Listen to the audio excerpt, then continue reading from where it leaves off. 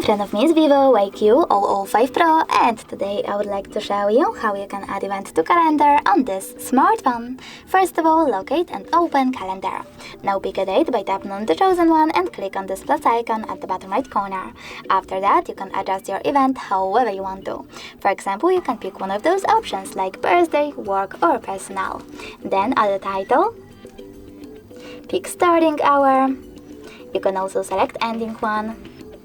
Or if you wish to, disable this feature completely by tapping on the switcher next to all day. Now tap on repeat and select one of those options if you want your event to repeat, for example daily.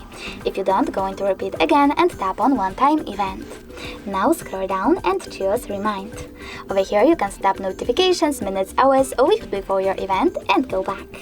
After that, select alarm mode. I will go with ringtone reminders. Then enter location over here, select agree.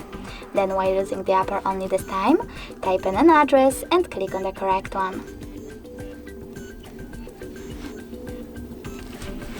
Now you can also take notes and finally save your event by choosing done at the top right corner. As you can see, mine was successfully added.